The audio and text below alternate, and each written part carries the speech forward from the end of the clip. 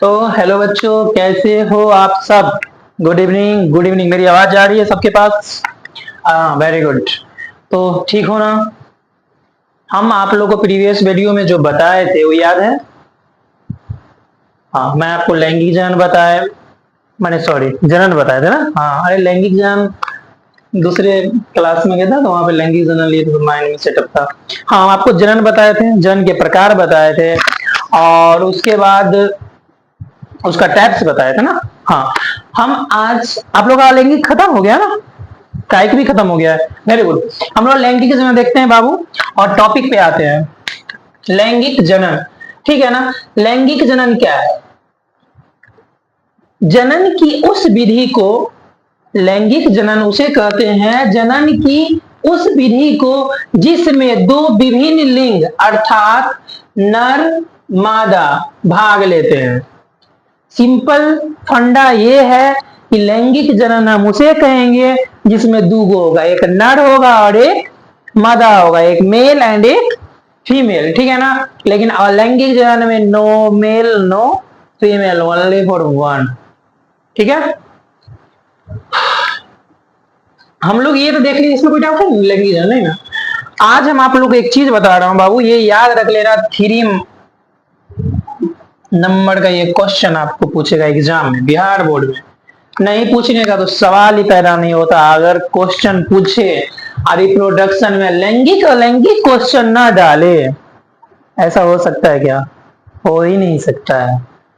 अगर होगा तो फिर बिहार बोर्ड शर्मा जाएगा। बिहार बोर्ड बोलेगा भाई रिप्रोडक्शन में ईदू को नहीं देंगे तो हो ही नहीं सकता है।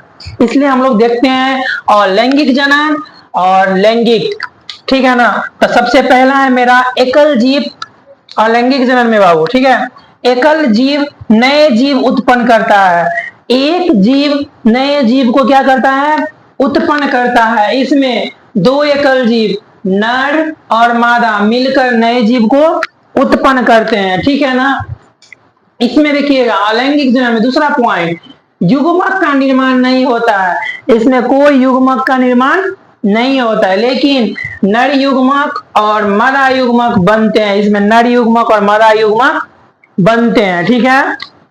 दूसरा पॉइंट मैंने सॉरी तीसरा पॉइंट है बाबू, नया जीव में पैतृक जीव के समान समरूप होते हैं, मतलब कि जैसे हैं वैसे ही सेम होते हैं, ठीक है ना। इसमें नए जीव अनुवांशिक रूप के पैतृक जीव के समान होते हैं, परंतु समरूप नहीं होते हैं, मतलब कि एक जैसे नहीं होते हैं। हम आपको वो बताए थे जो अमीबा के बारे में। जो अमीबा था क्या था?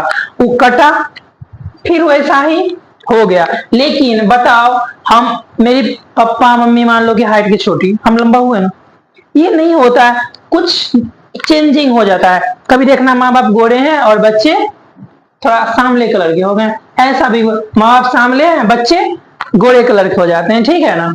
ये सब पे नहीं देखना।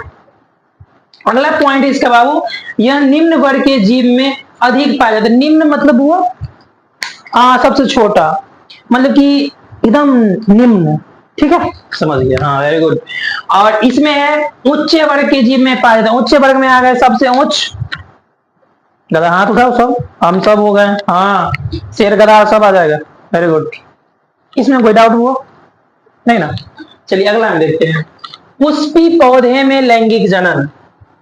पुष्पी पौधे में लैंगिक जनन देखिएगा, पहला पॉइंट ध्यान से, जनन प्रक्रिया में डीएनए प्रतिकृतिकरण एक आवश्यक प्रक्रम है। इसके फलस्वरूप जीवधारी की संरचना निश्चित बनी होती है।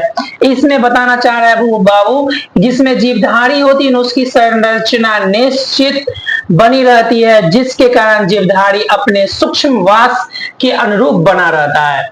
इसमें निश्चित बना रहता है, जिसके कारण जीवधारी जो होता है उसका सूक्ष्मवास के अनुरूप क्या रहता है? उसका बना रहता है, ठीक है। नेक्स्ट पॉइंट है आपका फूल के प्रकार। बाबू फूल के 2 प्रकार जो मोस्ट इंपॉर्टेंट होते हैं। सबसे पहला आपका है एक लिंगी और दूसरा है उभयलिंगी, ठीक है ना। हम लोग एक लिंगी देखते हैं क्या है, ठीक है। जब पुष्प में पुंकेसर अथवा स्त्री केसर जब पुष्प में पुंकेसर अथवा इसी स्त्री केसर में से कोई एक जननांग उपस्थित होते हैं तो पुष्प एक लिंगी कहलाते हैं।